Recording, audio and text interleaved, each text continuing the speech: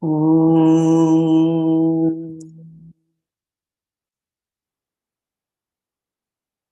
Om.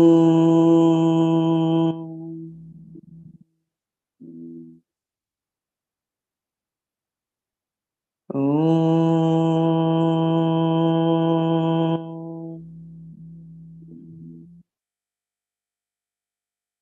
Om Brahmanandam Paramasukadam Kevalam Jnanamurtim Dvandvatitam Gagana Sadrisham Tattvamasyadi Laksham Ekam Nityam Vimalamachalam Sarvadhi Sakshi Bhutam Bhavatitam Trigunarahitam Satgurum Tam Namami Shruti Smriti Purananam Alayam Karunalayam Namami Bhagavat Padam Shankaram Loka Shankaram Shankaram Shankaracharyam Keshavam Badarayanam Sutra Bhashya Kritau Vande Bhagavantau Punav Punaha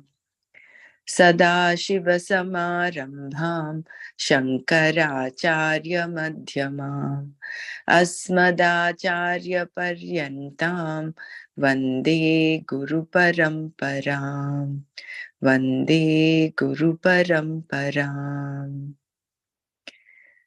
Om Sahana Vavatu Sahanau Bhunaktu Sahaviryankaravavahai Tejasvinavadhitamastu ma vidvishavahai. Om Shanti Shanti Shanti. Narayanam Namaskritya Naram Chaiva Narottamam Devim Saraswatim Vyasam Tato Jayamudirayet.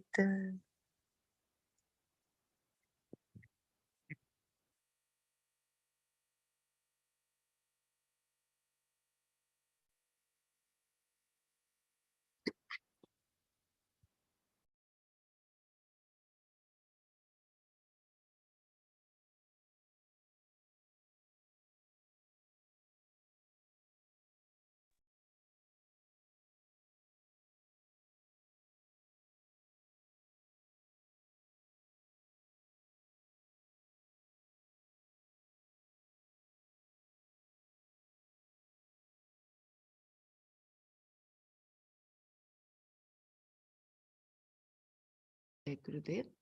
So yesterday we saw, I think we did it twice over, almost, shloka number 37.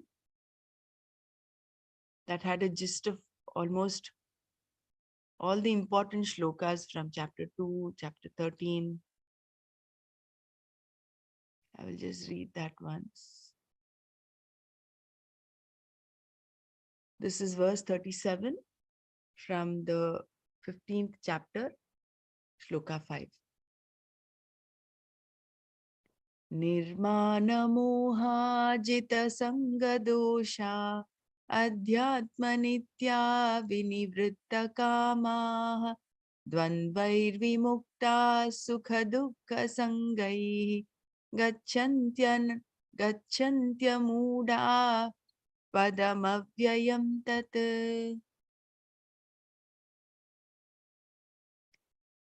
Free from craving for honor and free from delusion, devoid of the defects of attachment, ever thinking of Atma, free from desires, free from the pairs of opposites like happiness and sorrow, the one who is not a dunce reaches that avyayam padam. That avyayam padam, the ultimate freedom, is attainable provided one is free from the desire to be honored. The desire for honor is born out of inflated ego, which requires to be understood and sublimated with proper, continuous, and adequate efforts. free from delusion born out of ignorance of oneself. One is born with this delusion. Repeated thoughts pertaining to who we are. How did we come into being? What is the meaning of life? Who are our parents, brothers, and sisters? What are we to accomplish? What is death? What is the life after death, etc. And regular satsang, which would answer the above questions, would help dilute this delusion. Free from attachment, for it leads to misery and binds one firmly in the samsara. Free from desires for happiness, or free from binding desires. Free from raga dvesha. These are our real enemies, and hence we must strive to reduce their hold on us and ultimately eliminate them, especially if their effects are binding. Free from the pangs of the pairs of opposites like Sukha, Dukkha, Janma, Mrityu, Sita, Ushna, Balyam, Vardhakyam, Niramaya, Amaya.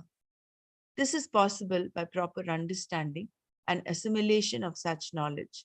In this context, it is good to recall the verse 14th from chapter 2, which clearly states that the pairs of opposites are inevitable.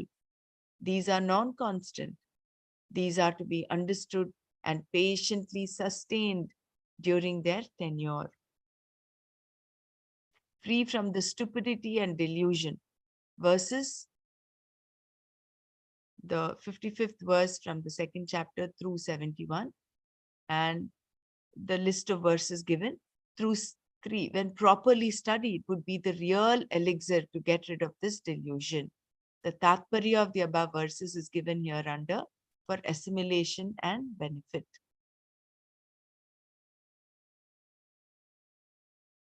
So I will just I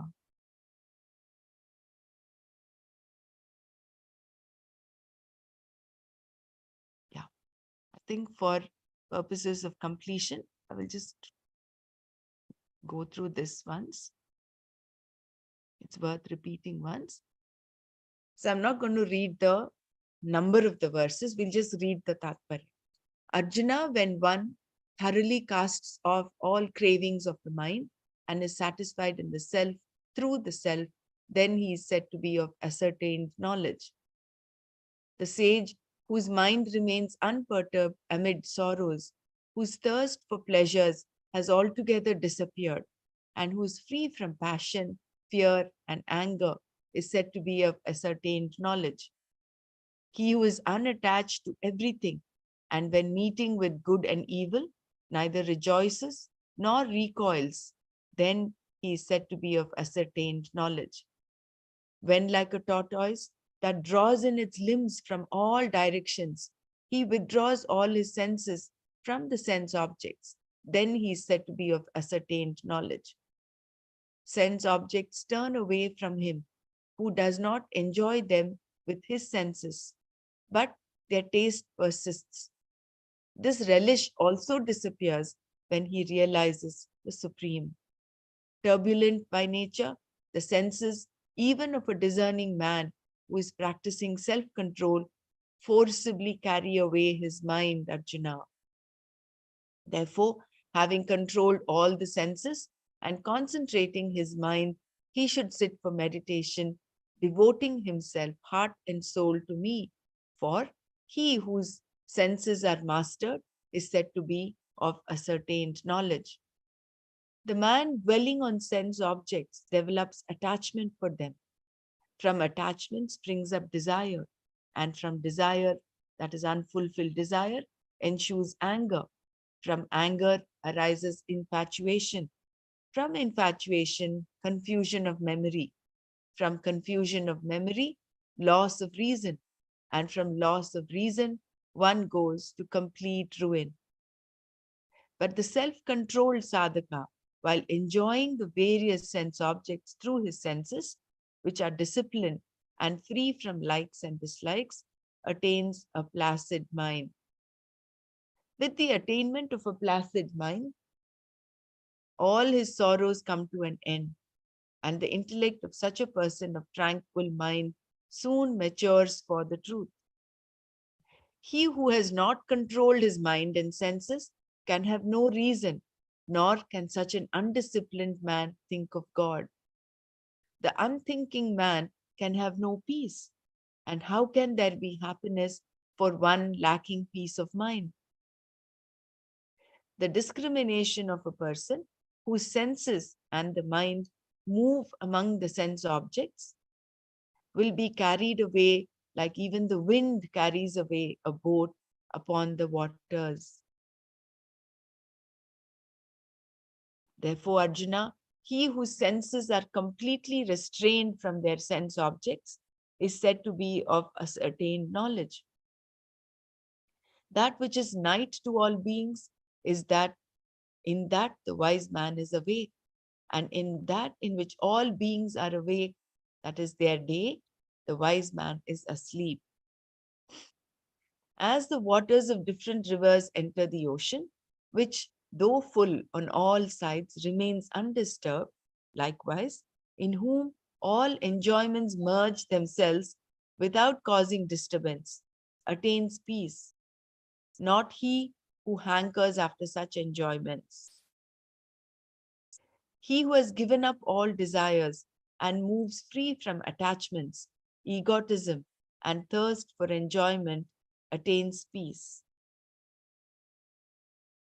He who is free from malice towards all beings, friendly and compassionate, rid of the sense of I and mine, balanced in joy and sorrow, forgiving by nature, ever contented, and mentally united with me, nay, who has subdued his mind, senses, and body, has a firm resolve, and has surrendered his mind and reason to me, that devotee of mine is dear to me.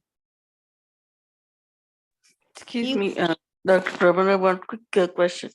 What is hankering means? Hankers after means being feverish, fe- craving and being feverish. more, you want more enjoyment like that, right? Yeah, hankering is Mm. you have hankered your joy on that, like you've nailed your joy.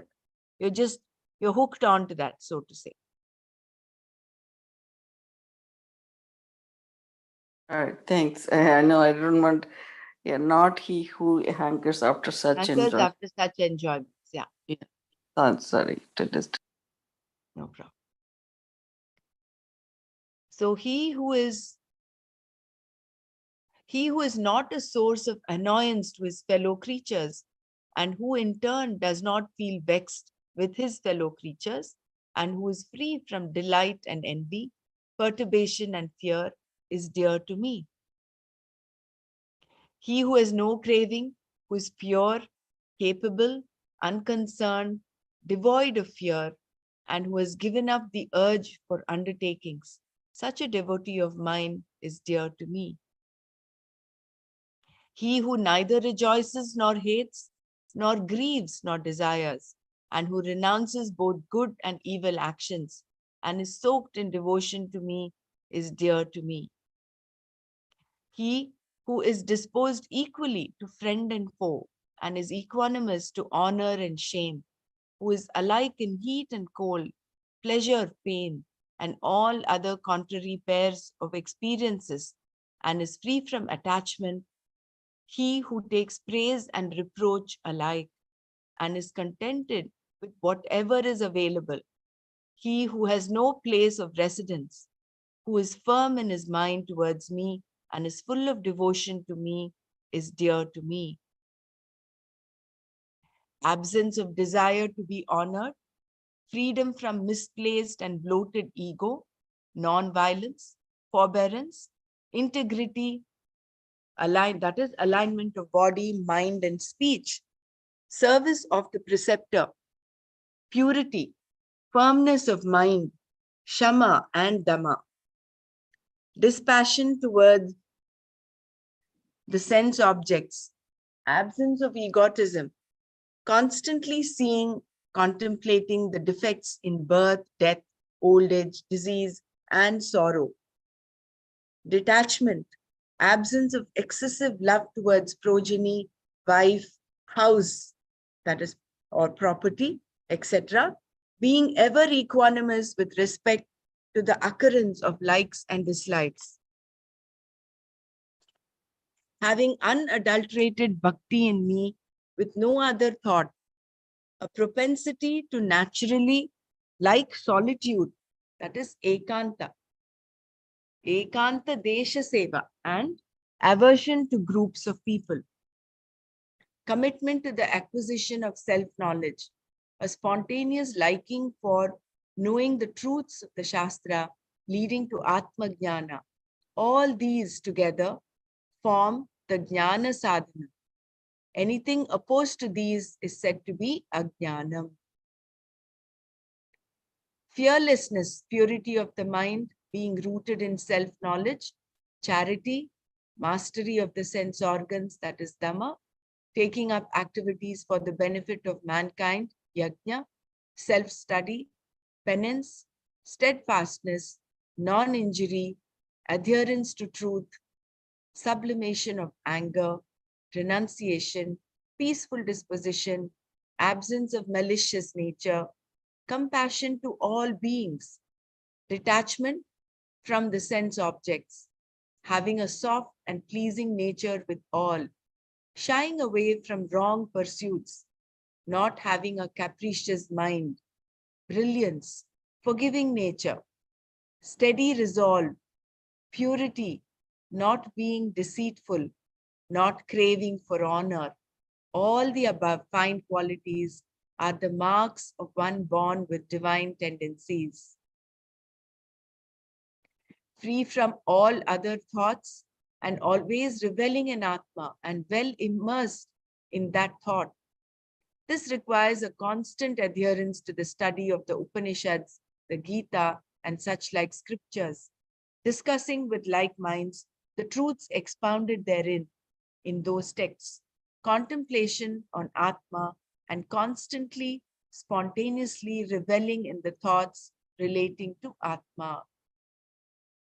The list seems to be big and the task seems to be daunting. But considering that we have been carrying this load born of moha, that is delusion, raga, dvesha, ajnana, and their derivatives for innumerable janmas thus far, and also considering that we need to put an end to the evil effects of these causes, lest they should trouble us again in future, that is future janmas, it is possible with helpful means and prayatnam, proper and adequate effort in the right direction to gain this avyayam padam. So this is possible with helpful means and prayatnam. What is that? Proper and adequate effort in the right direction to gain this avyayam padam. Bhagavan Ramana, originally a highly evolved soul, had gone through this process and was eminently successful, and as such must have liked this verse. We'll go to verse 38 of the Dwichatvarimshat, which is from the 15th chapter, verse 6. Na tad bhasayate suryo na shashanko na pavakaha yad gatva na nivartante tadhama paramam mama. The sun does not shine there, neither the moon nor fire. Having reached what there is no return, that abode is mine. The sun, the moon, the fire, and the light are all objects of awareness. Kshetrajna, and as such, are all dependent on him for their shine. Neither can these objects ever reveal or shine Kshetrajna, who is self-effulgent and is the very basis for all effulgence. Look at it this simple way. The space is apparently infinite, but it vanishes for me when I stop thinking about it.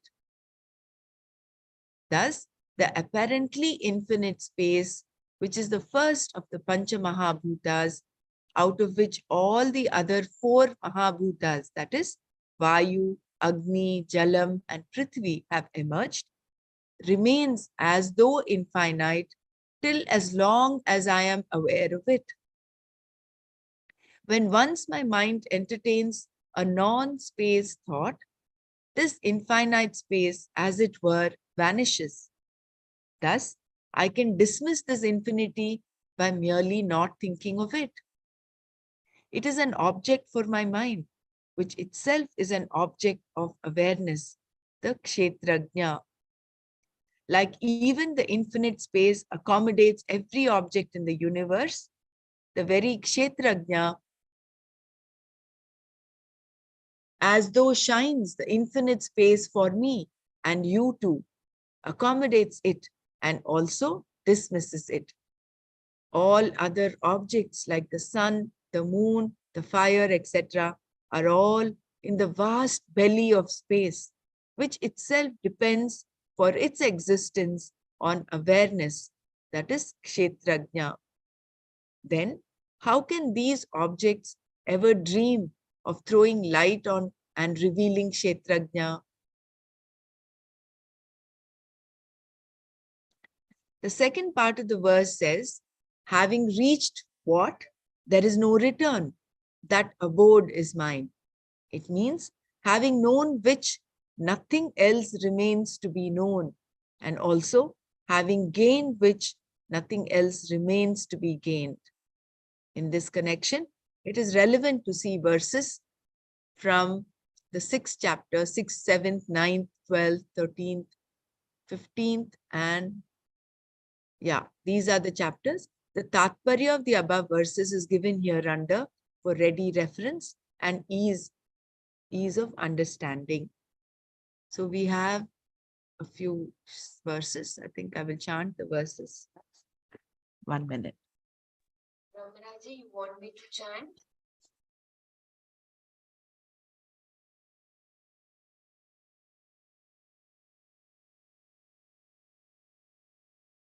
So we have the 22nd verse of chapter 6.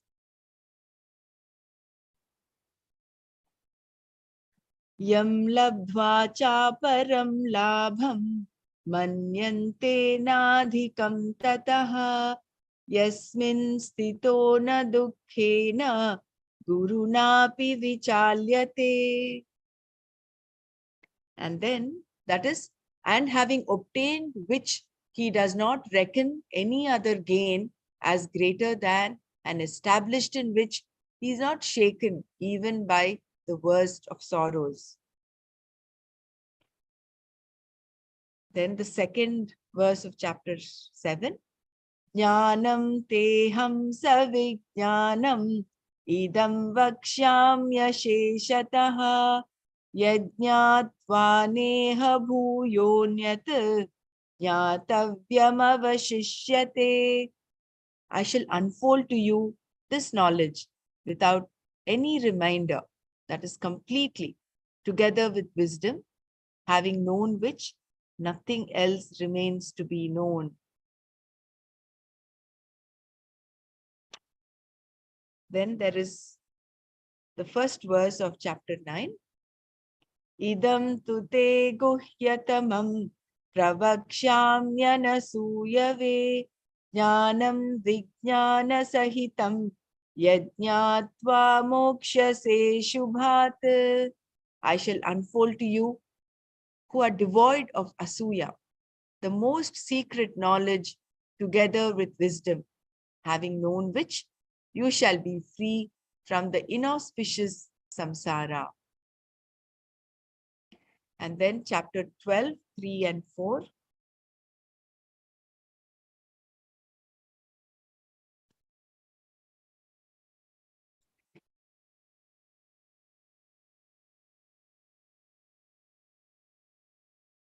Etad etvaksharamanirdesyam avyaktam paryupasate sarvatra gamachintyancha kūtastamachalam dhruvam sanniyam yendriya gramam सर्वत्र समबुद्धयः ते प्राप्नुवन्ति मामेव सर्वभूतहिते रताः. Those, however, who, mastering their senses, even-minded towards all, devoted to the welfare of all, constantly adore the unthinkable, omnipresent, indestructible, eternal, undefinable, immovable, unmanifest, and changeless Brahman, they gain me alone. Then we have some verses from the 13th chapter, the second and the third. Idam shariram kaunteya kshetramityabhidiyate etadyo veti tam prahuhu kshetrajnamiti tadvidaha. Kshetrajnam chapi mam vidhi sarvakshetreshu bharata kshetra kshetrajnayor jnanam yattadjnanam matam mama. O Kaunteya, this shariram is said to be kshetram. The knower of this is said to be kshetrajna by those who know that, who know tat kshetram. O Bharata, know me to be the Kshetrajna in all the Kshetras. My opinion is Jnanam is that which knows Kshetram and Kshetrajna. And then finally we have from the 15th chapter, 2 verses, the 4th and the 12th verse. Tameva chadyam, no, tatav padam tat. क्षम्यतां ब्रह्मराजी निर्माण मोह है 15th का 4th is निर्माण मोह. Yeah, isn't it? Chapter 15th 4th verse is निर्माण मोह. 1, 2. क्षम्यतां ततपदम sorry the 5th one is निर्माण मोह. Yeah. Tatav padam tat parimargitavyam yasmin gatana nivartanti bhuyaha tameva chadyam purusham prapadye yata pravrittir prasrita purani. This Nirmana Moha is the 38th verse where we just chanted just now. Yeah, no, it is just after this 5th verse. Sorry to interfere. No problem. Nirmana mohajita sangadosha adhyatma nitya vinivritta kamaha dvandvair vimukta sukha dukkha sangai gacchantya mudha padamavyayam tat. This was the verse for which we had that. This was the 37th verse, I think, of Dwichatvarimshat, which we did yesterday and revised today. That had all those verses from chapter 2, 13, 12 enlisted. And then we have the 12th verse. Yadadityagatam tejo jagadbhasayate khilam yachandramasi yachagnav tattejo vidhi mamakam. So the 15th verse, 15th chapter, the first 2 verses, 4th and 12th.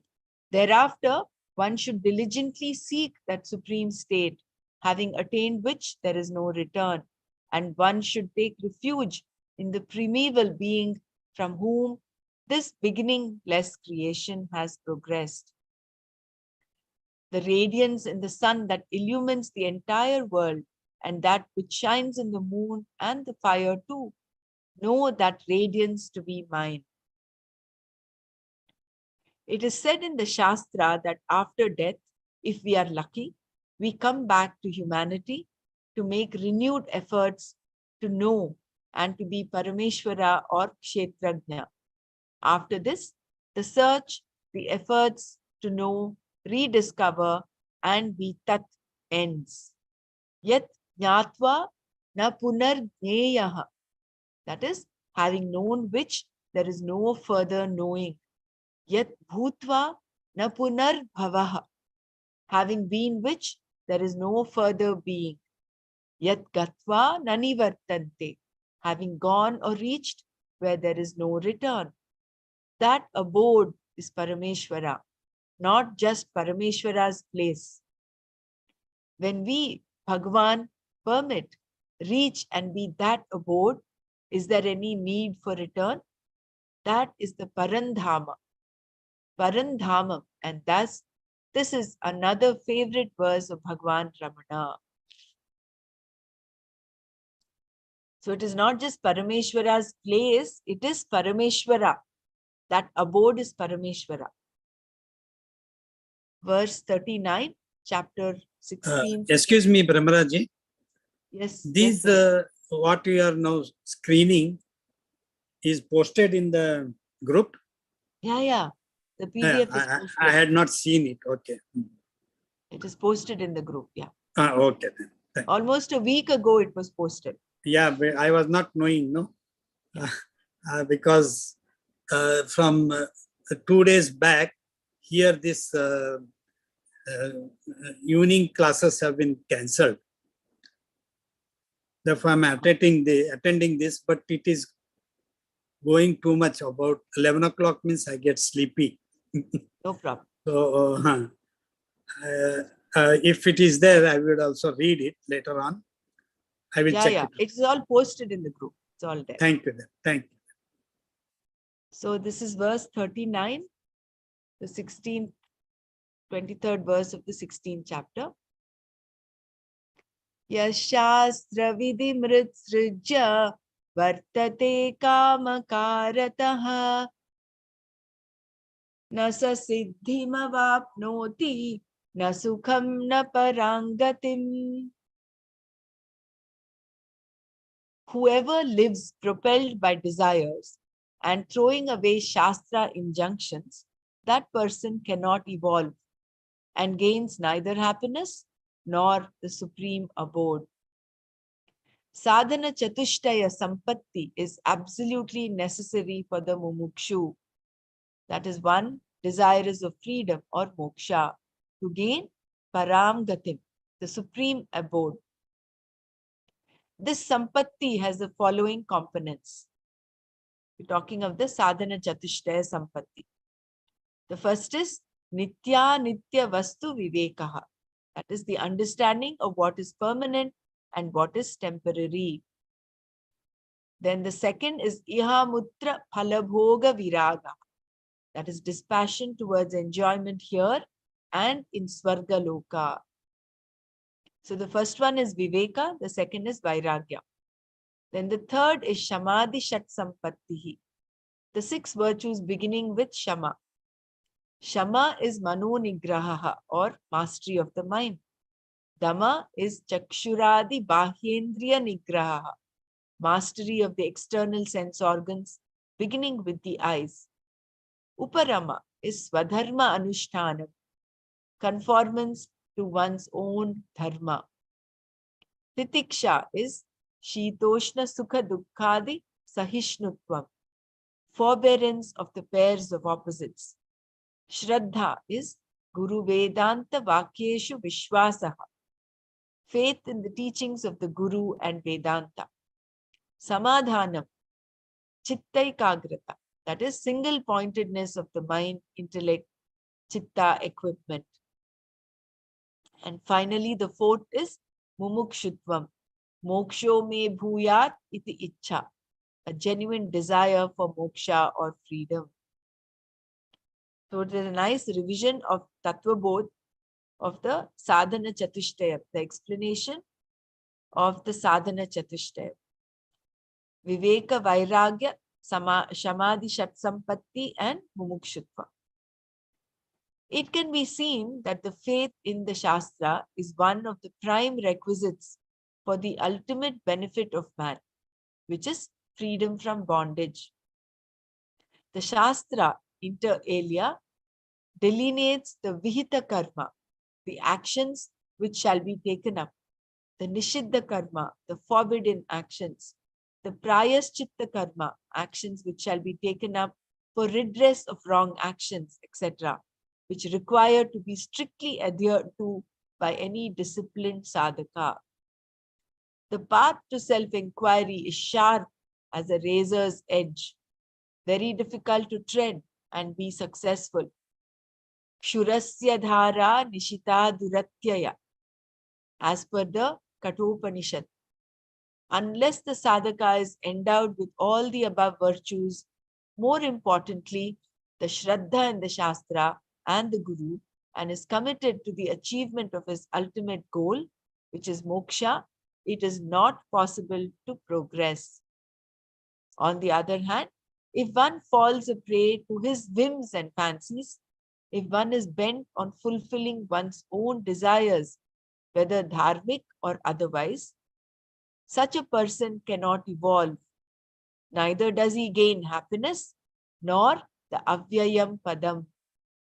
Bhagavan Ramana was an embodiment of all the above virtues, and hence he ought to have liked this verse.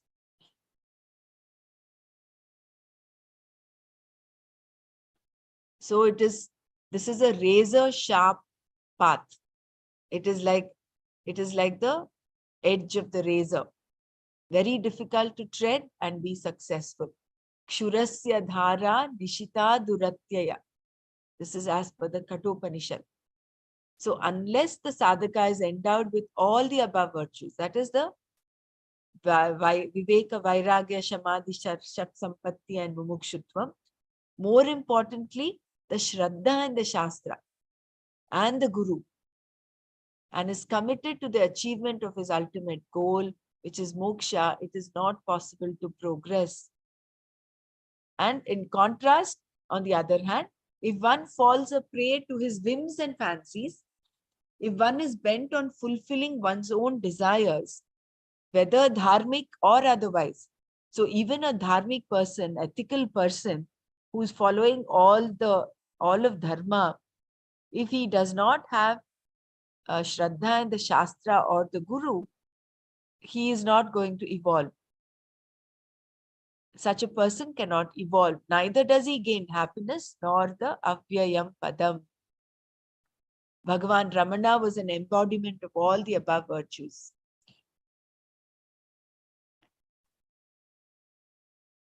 Verse 40. In case anyone wants a repeat, just let me know. Otherwise, we'll go forward. Verse 40 of the Dwichatvarimshat, which is the third verse of chapter 17. Sattvanurupa sarvasya Shraddha bhavati bharata Shraddha mayoyam purushaha yo yat shraddhassa eva saha. According to one's mind, Shraddha would be everyone is endowed with some Shraddha, and that person's conduct would align with the type of Shraddha one has. So the thing is, according to one's mind, Shraddha would be everyone is endowed with some Shraddha, and that person's conduct would align with the type of Shraddha one has. This Shraddha in the chapter 17, the Shraddhatraya Vibhaga Yoga, is not the faith that we're talking about. It's not the Guru Vedanta Vakyadishu Shraddha. Manasa eva idam aptavyam. Only by the mind this can be gained or reached, is the final word on moksha by the Kathopanishad. The Shastra also proclaims that Manaha eva manushyanam karanam bandha mokshayoho, meaning that it is the mind alone which is the cause for bondage as well as freedom. The cleaner the mind, the better the quality of thoughts that it would entertain. The dirtier the mind, the baser the quality of thoughts that occur in it.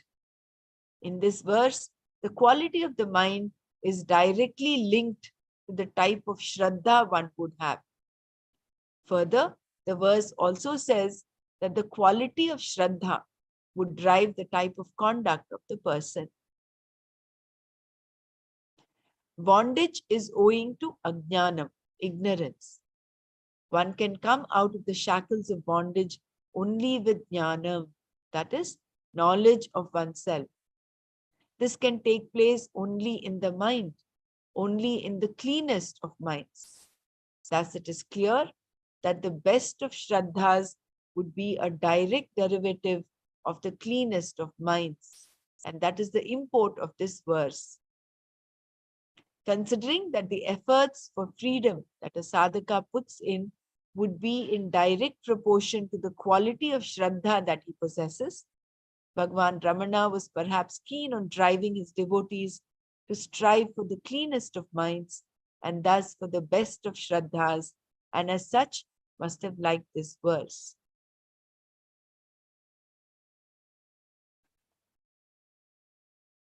So in Shraddhatraya Vibhaga Yoga, there is Satvik Shraddha, Rajasic Shraddha, and Tamasic Shraddha. So the best of Shraddhas happens in the cleanest of minds.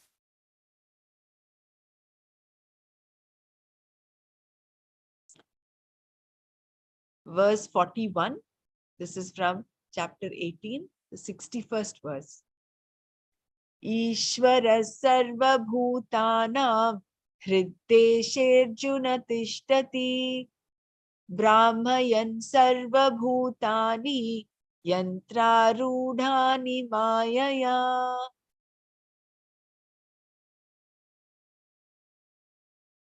Ishvara resides in all beings in their intellect and deludes all by Maya, like even those on the merry-go-round. The operator of the merry-go-round is seldom seen by those who enjoy the ride. While the people in the buckets or on the artificial animals see themselves, the others who are on the ride, the merry-go-round itself, the surroundings, etc., the operator is generally obscured from the vision of the people who whirl around. In like manner, Ishvara resides in the buddhi or intellect of people, and through this intellect manifests through the sense organs and the mind. These are all the media in which Ishvara, that is Atma or the self, expresses for the benefit of man to directly tell him of his presence. But alas, the foolish man knows not, does not even doubt, does not seek advice, does not discuss or debate with friends, and simply takes Ishvara for granted, not knowing him at all. This continues for birth after birth after birth, with slow but sure progress for improvement in cognizing Ishvara till one finally realizes that he indeed is Ishvara. Any doubt that he, Bhagavan Ramana, liked this verse? So like the operator, the merry-go-round is seldom seen. The Kshetrajna or Ishvara is the one who creates, sustains, and dissolves the world. But alas, the foolish man does not know this. He does not even doubt, does not even seek advice, does not discuss or debate with friends. He just simply takes Ishvara for granted.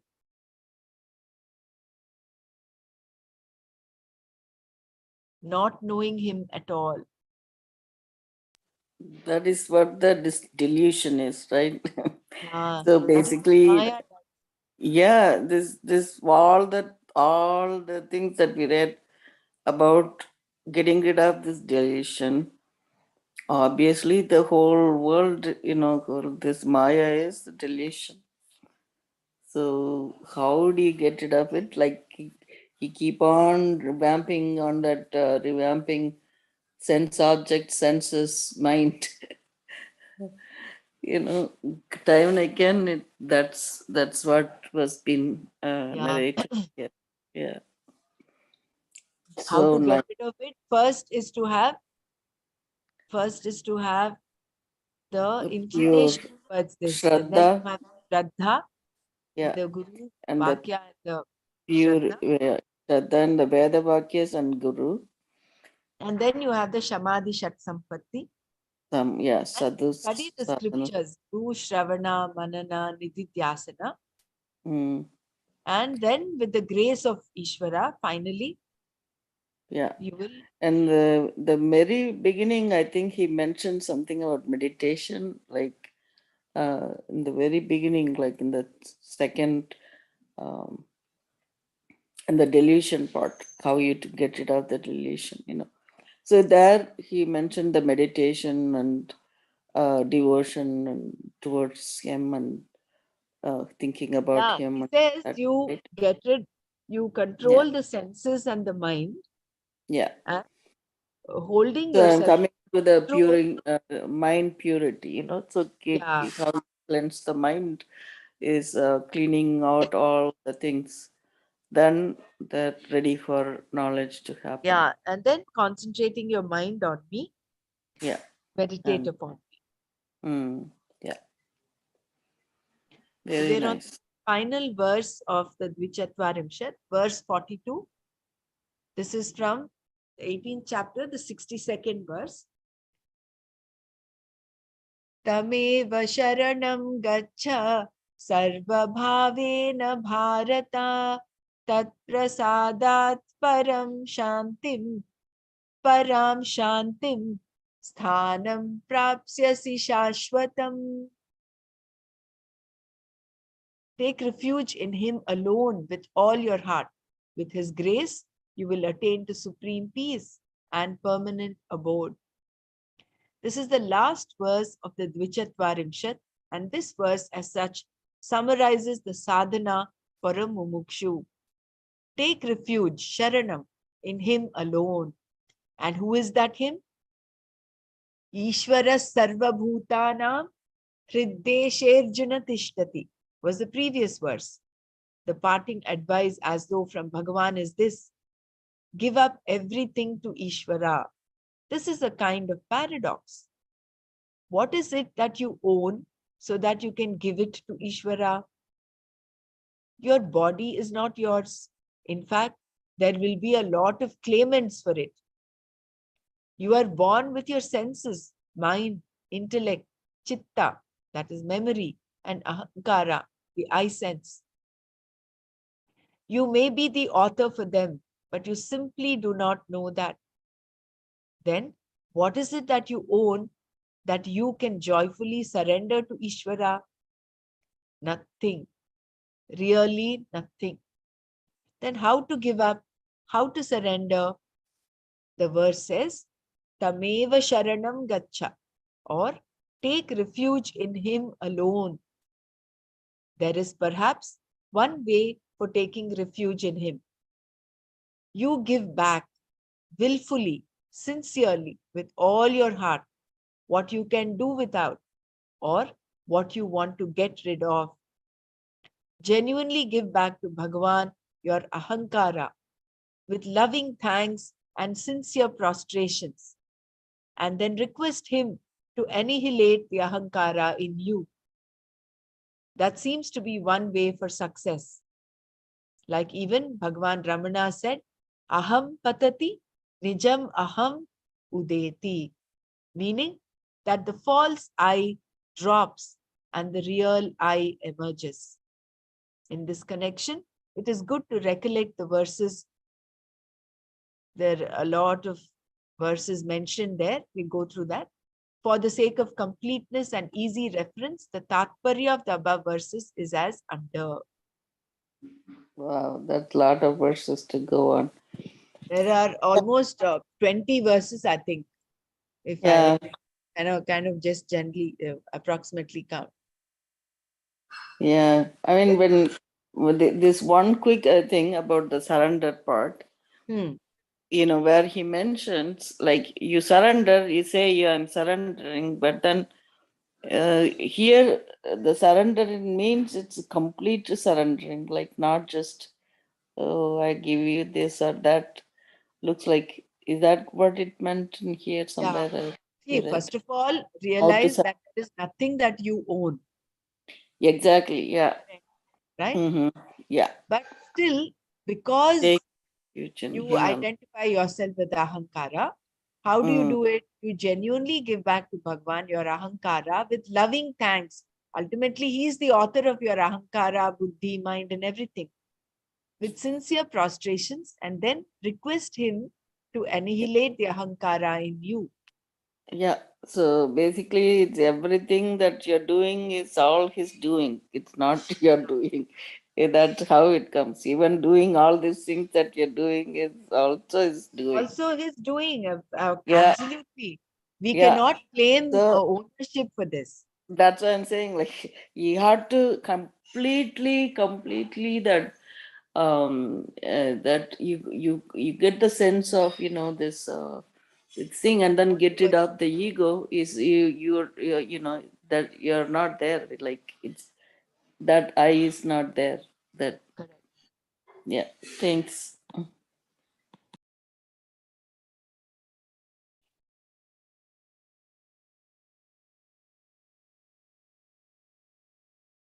Bela, you want to chant these verses?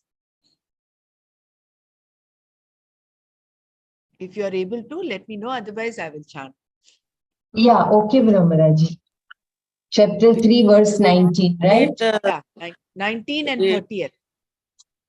okay, so when you read the verse, then we read the Tatparya. What we'll do, Bela, Mm. you chant the verse, I will read the Tatparya, and then we'll go on like that. So then it will Yeah, that'd be be nice. Yeah, good now. we can understand Yeah. what it is. Exactly. Thank you. Om Shri Paramatmane.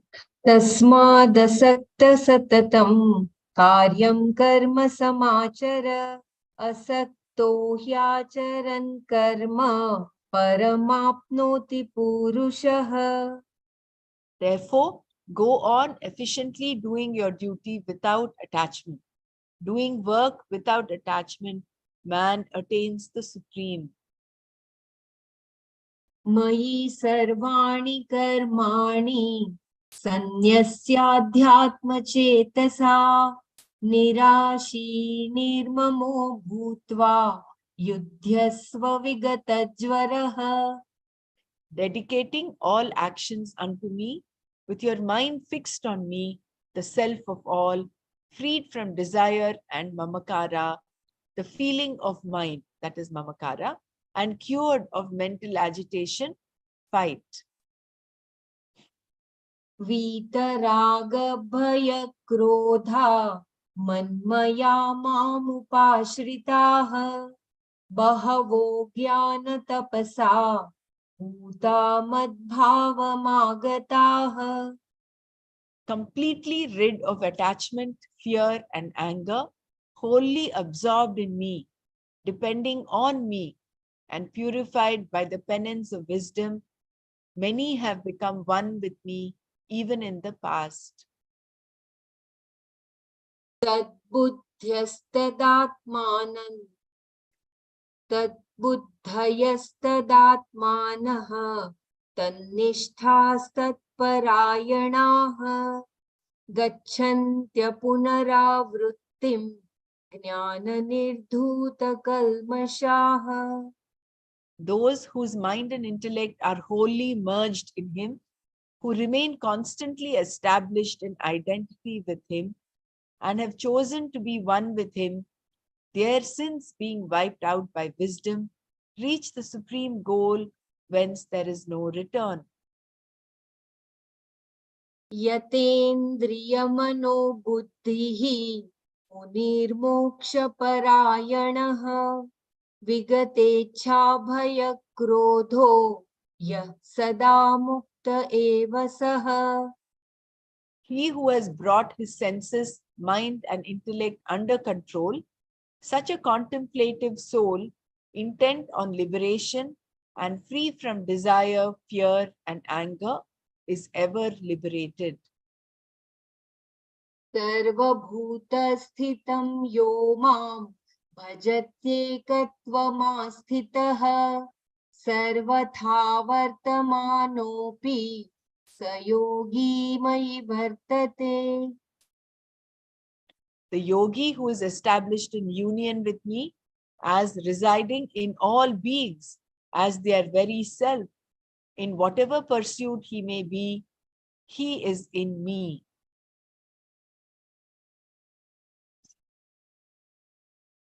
तेषां ज्ञानी नित्ययुक्तः एकभक्तिर्विशिष्यते प्रियो हि ज्ञानिनोत्यर्थम् अहं स च मम प्रियः.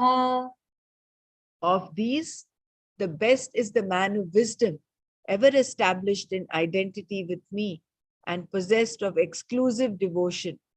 For I am extremely dear to the wise man who knows me in reality, and he is extremely dear to me.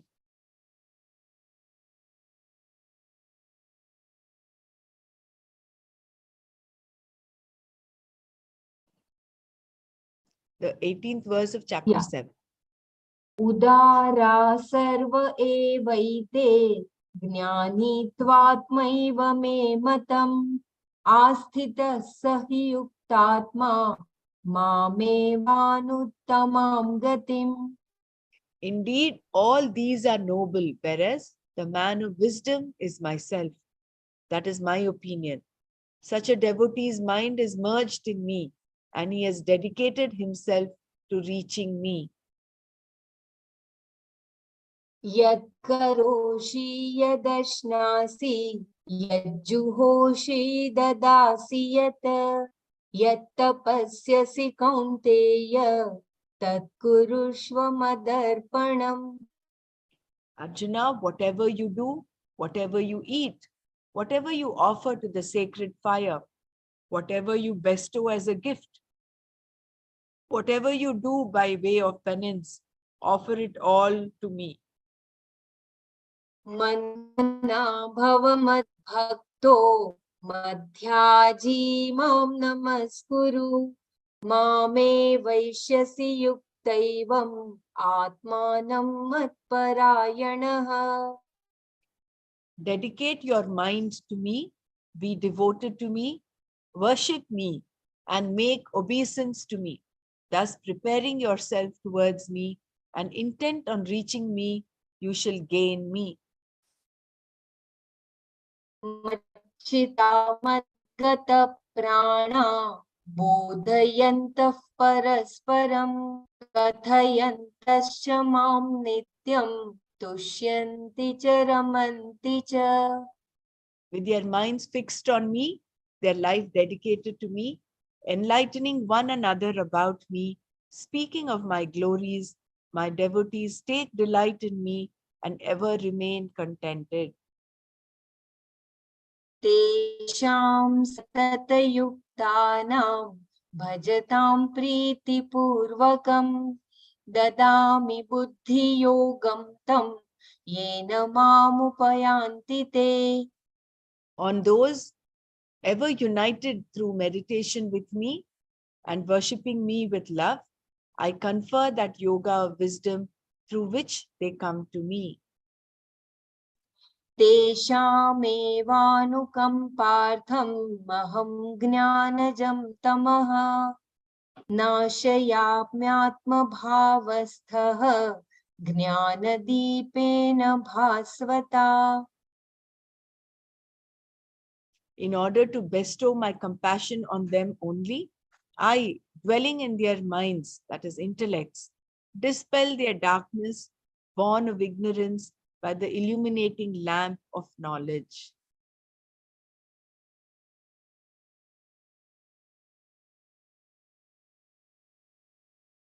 The 55th verse of chapter 11 is next.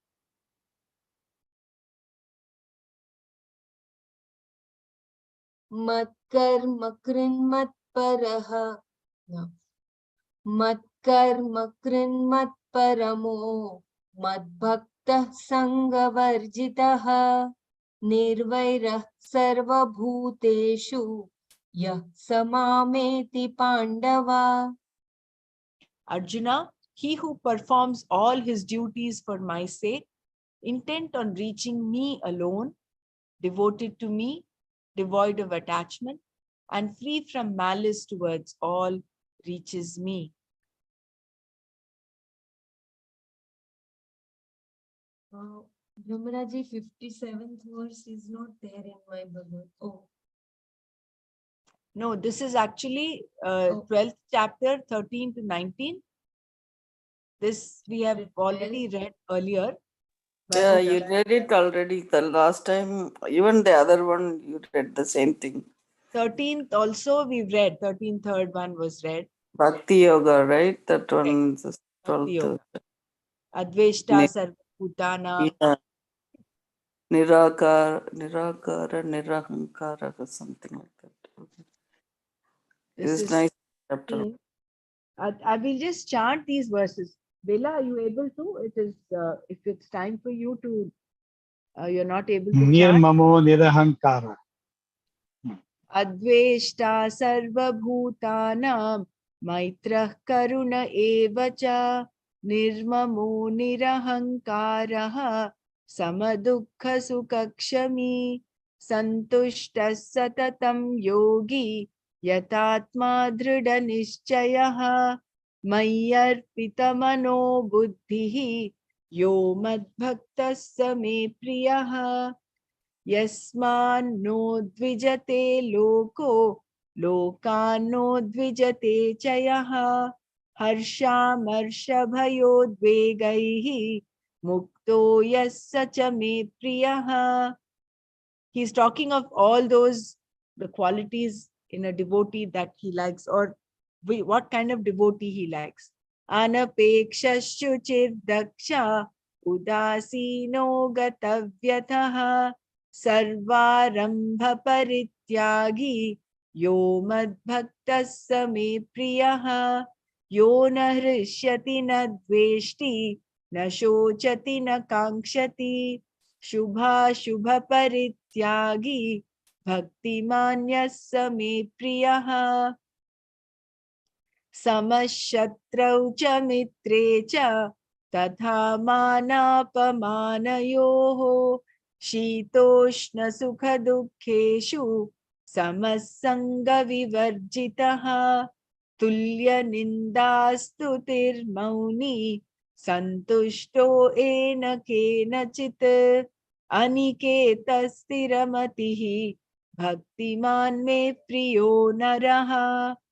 We actually read all the meanings earlier today. So these are from chapter 12 and then chapter 13.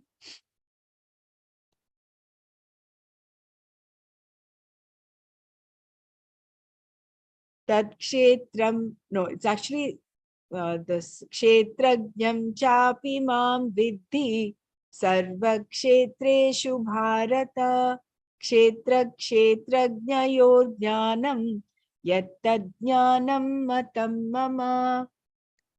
So, O Bharata, know me to be the kshetrajna in all the kshetras. My opinion is jnanam is that which knows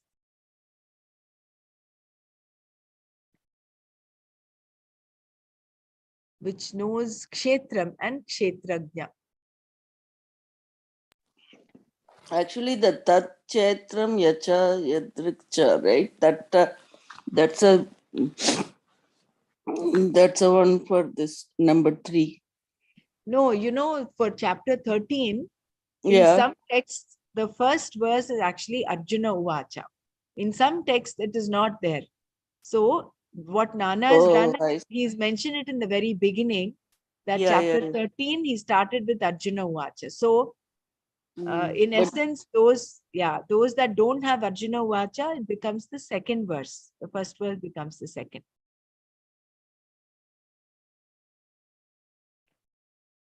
So then we have the 15th chapter, 19th verse.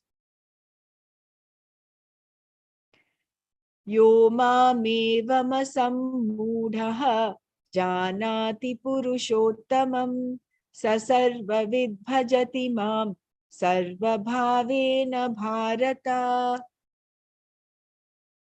Arjuna, the wise man who thus realizes me as the Supreme Person, knowing all, he constantly worships me with all his heart.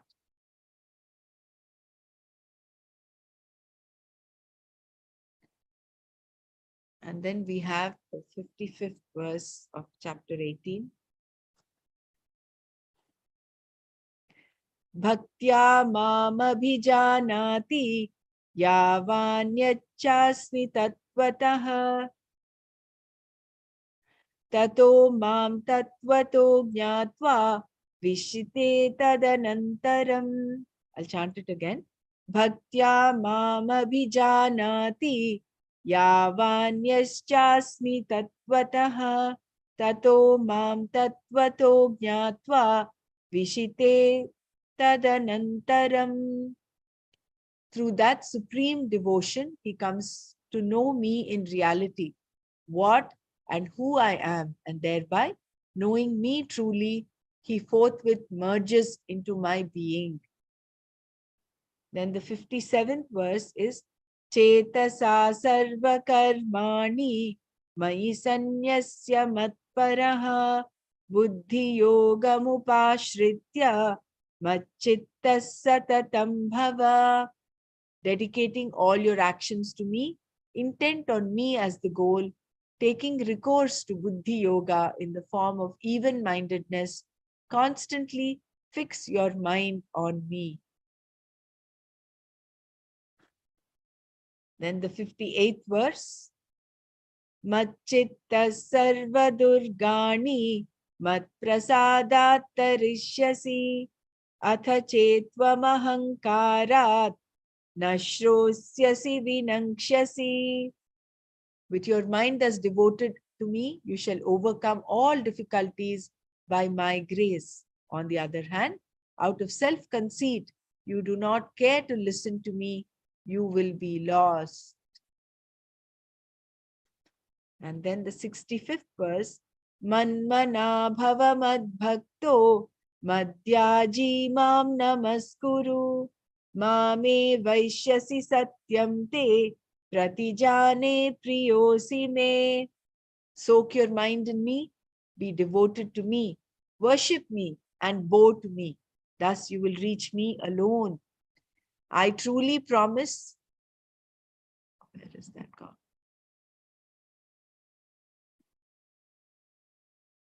I truly promise you, for you are dear to me. And then is the 66th verse.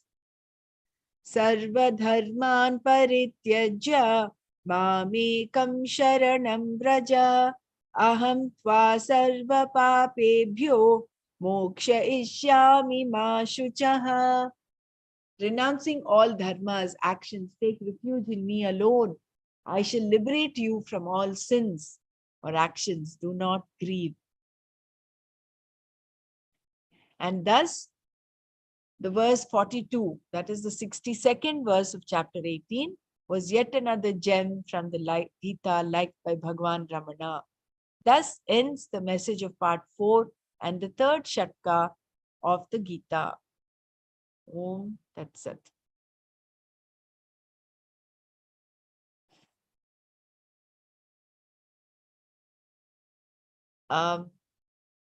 It just occurred to me that we finished the Dwichatvarimshat, but if you actually string all those verses that Nana has mentioned in reference to explaining the verse that Bhagwan Ramana picked up, I was just thinking maybe all those can be strung into, I don't know how many verses that will be.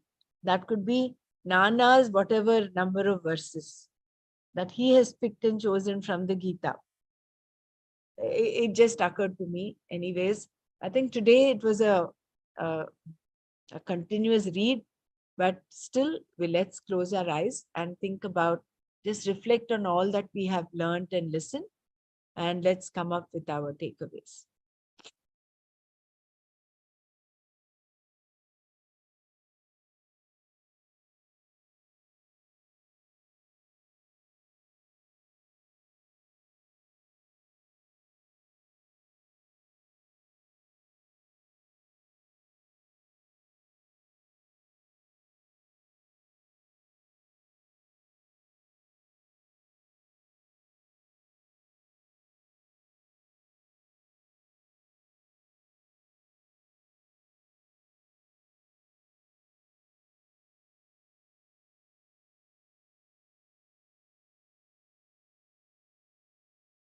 So today we actually covered verses 37, again we did, which had all that list of verses from chapter 2, etc.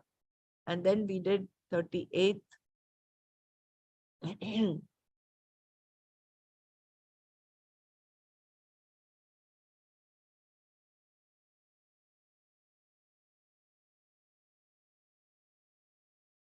So the So, roadmap is laid out for us.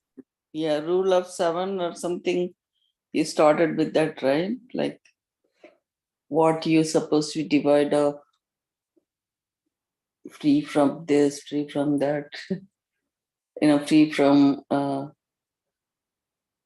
raga, Yeah, dvesh, correct. some points we were talking about. That was in the reference to all those verses that came about. Correct. Yeah. Yeah, that's a nice, I had a lot of things in my mind, when I was listening to all the videos that I missed last week.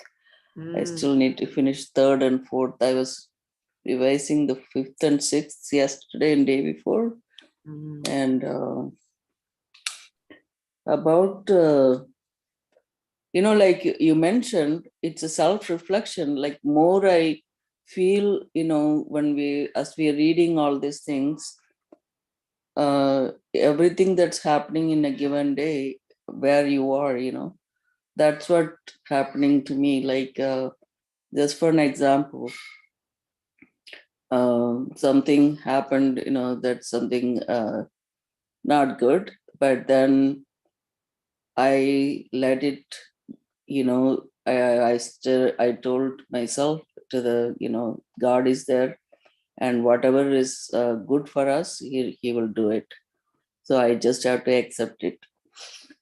Even then, your mind keep thinking about it, so it's still, it's there, that knowledge is there, but it going back and forth. But then I pull the mind back again. Okay, it's good that this happened, but he will show the right way, good way, because he's our father. He will take care of his children. If you let it go, you just let him take care of it. You just be surrendered to him. That's how I felt. There was one incident. The other one is, when people show attitude towards you, it's just that sometimes, oh, why they're doing it. Like you're not getting upset with it. It seems like it, I was at one moment, I came all the way, I go and do this volunteer work at the temple, making garlands for all the deities. And something happened. That lady said, "Oh, we don't have anything right now. Just go and sit," or something like that. Then I was telling my person next to me, so I come driving 1 whole hour in the sun, like 95 degrees. Well, what am I doing this for? I'm doing it for the God, not for her. But it's not fair that, because I had box and box of flowers sitting there. She could have told. And then in the last moment, like around 4 o'clock, oh, we have to make 14 malas. And then everybody has to hurry up and do it. That was like a type of, people show attitude, but then I see that some slipping there, like that type of example that I felt I wanted to tell you. Um, it's really nice that every day we are doing this. Sometimes I couldn't keep up with the class, but it's still listening back. It brings up that uh, oh, I should do it this way. Like the other day, Dr. Percy G was saying about how he went through this cold feeling, um, and thinking about his guru. One is trying to uh, surrender.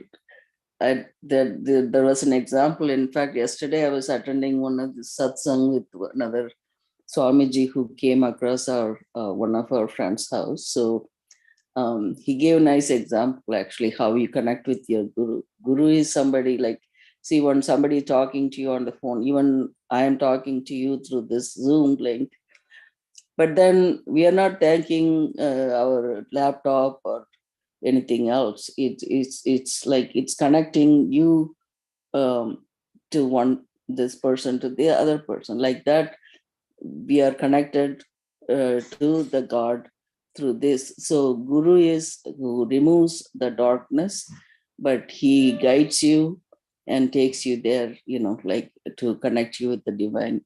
So, but you are ultimately, actually, you're connecting to divine all the time. This is a direct connection. So the question was, they had, oh, you would consider the guru as a divine person or something like that. They said, no, he's not like that.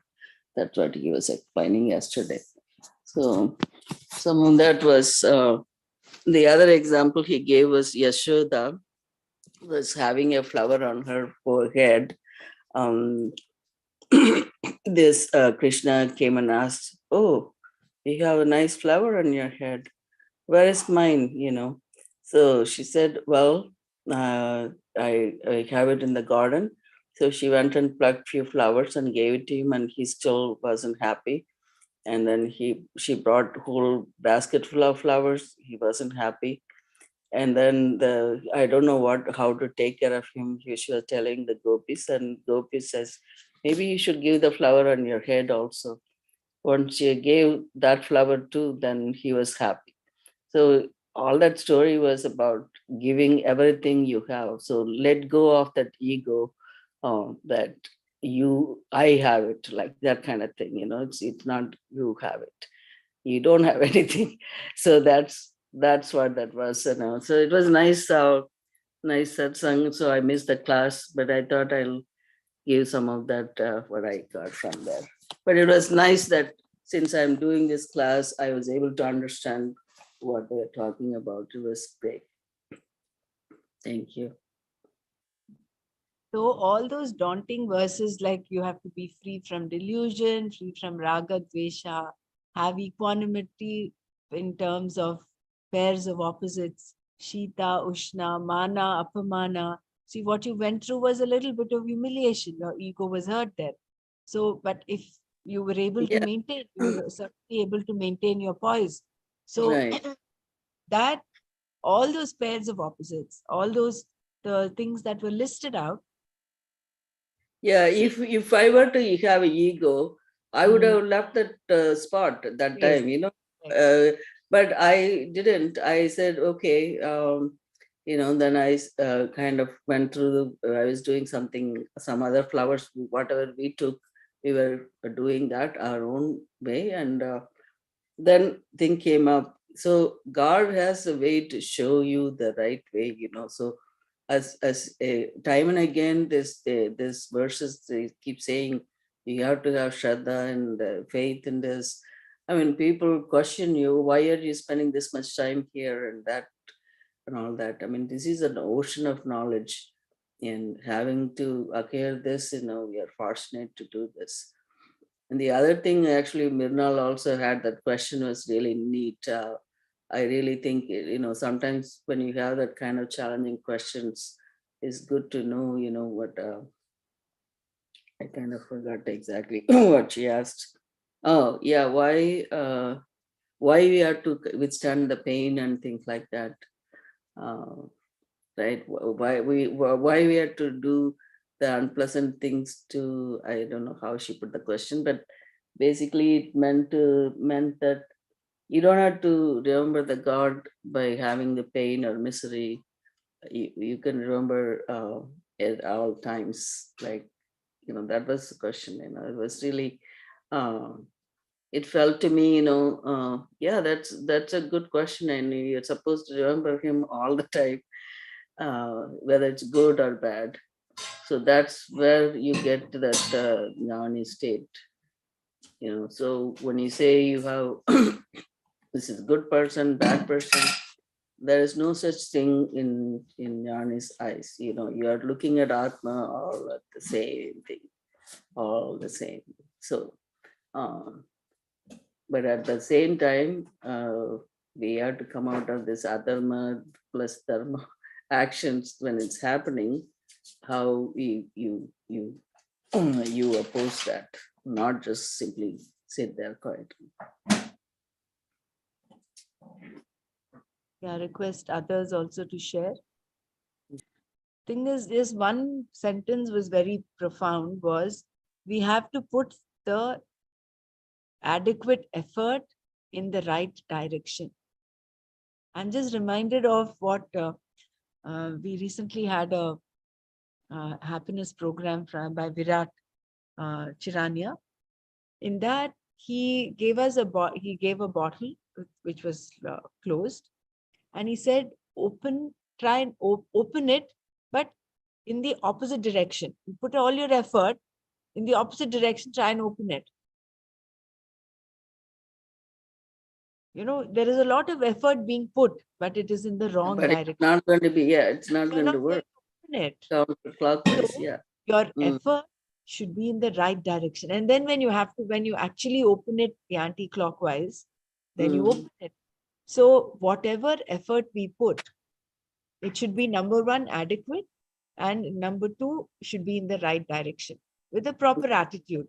Prayatnam, right? So you mentioned about the Hmm. right amount of effort and in the right It has to direction. be that eka bhaktir vishishyate, and that Yeah. So that I used to say it's a Brahma Prayatnam. I don't know where I got that, but now I think I've heard a very difficult thing is when you say Brahma Prayatnam, like, yeah. So like that word is really nice. And then the other one where we said where the mind, senses, and walk, the speech, mind, body, and speech act arjavam, right? sync. Yeah, it has to sync. So that you're not thinking something and doing something else. That's not right. So you have to sync all together.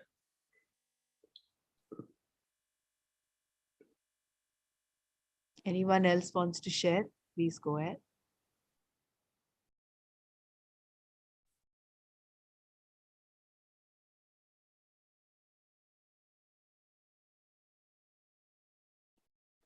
And the path to self-inquiry is sharp. Yes, go ahead, Sumaji. For me also, that integrity, your thoughts, feelings, speech, and action have to be the same. That was very powerful yesterday, because there is a little bit of difference between integrity and sincerity. Because we can be sincere in our action, sincere in our speech, but sincere in our thoughts and feelings, we can hide. Whereas integrity is, there is no hiding. All has to be the same. Your thoughts, feelings, speech, and action has to be same. So this distinction I got yesterday. And this morning I joined in a little late. I was attending a Guru Puja from a senior teacher in Kerala. Today is Onam. Yeah, So happy Onam to all of us. Yeah. Yeah, thank you. I So think he that gave, integrity means arjavam, no? Yeah, it's arjavam. yeah. No, what I'm saying, what I gained, the difference between integrity and sincerity. That's what I gained from yesterday's, all those shlokas that we read. That is to remove delusion. Yesterday was basically to remove delusion. Because we can very easily delude ourselves and, cover up our shortcomings to feel good. I have done that, I know. I'm sure it happens inadvertently to most of us. But yesterday, that distinction, that threadbare, that became very clear to me. Yeah, that's the whole purpose and the outcome of Manana, no? The clarity dawns.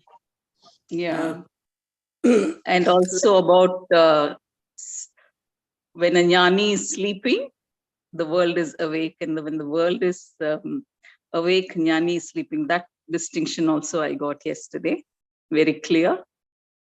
And today this senior teacher was telling about the two times when God was defeated, Mahavishnu was defeated.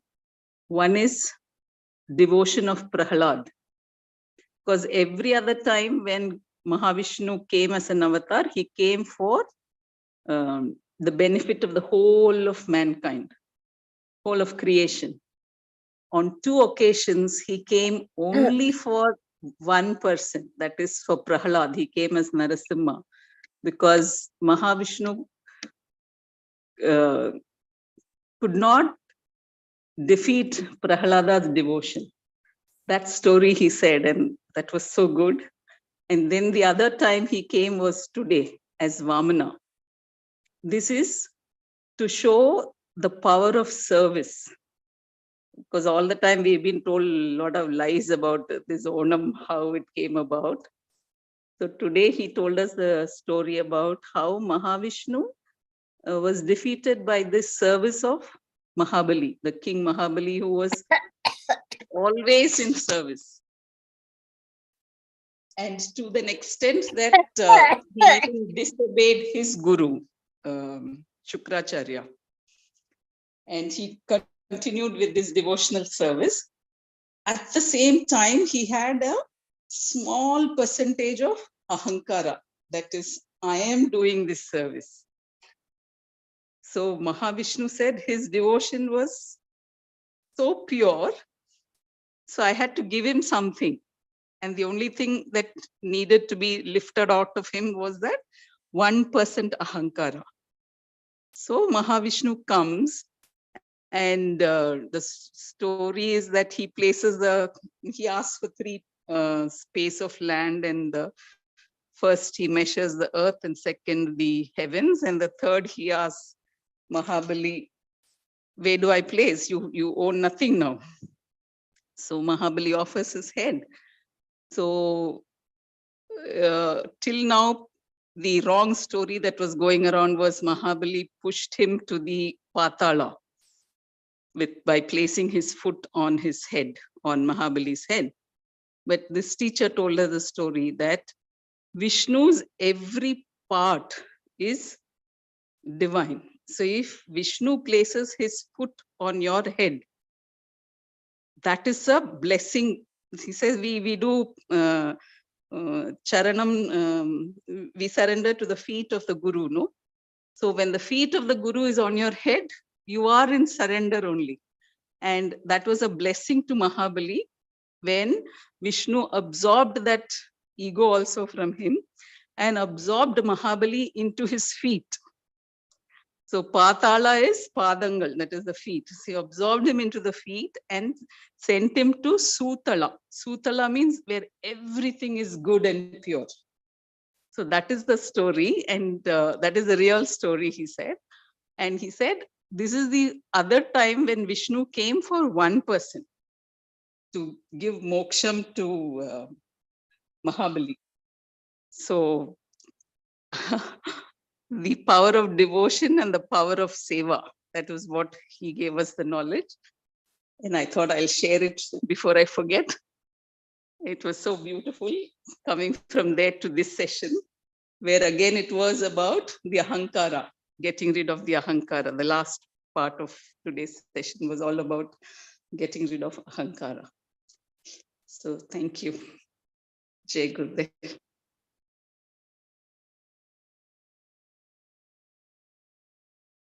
Yeah, thank you, Sumaji. Very nice sharing. Very apt also that today is Onam and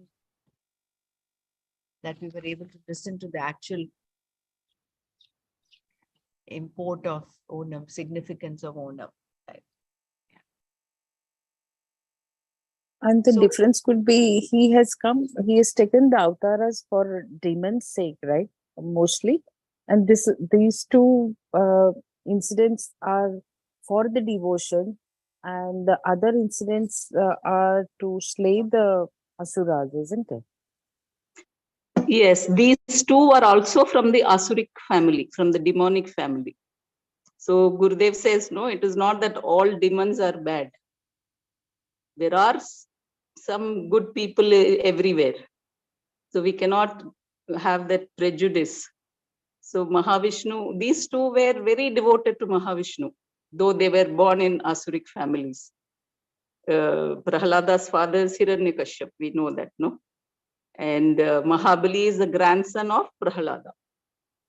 So they are from that Asuric tradition. So Mahavishnu did come to give liberation to the Asuras and took them to his land, to his Vishnu Loka. So probably he gave them the transformation from, this is my thinking, from Asura to Devas. No, what is the Sorry. fact is, excuse me, the fact is, we always believe that if we are born in a pious Brahman or this one, then we will be enlightened. It doesn't means the position of the birth is not important. The company with which you grow, that is important. Now, Prahlada was born in that, but he grew in the company of Rishi, you know. So that is more important. That means in which family you are born is not important. Even if you are born in Asuri family, you could get enlightened.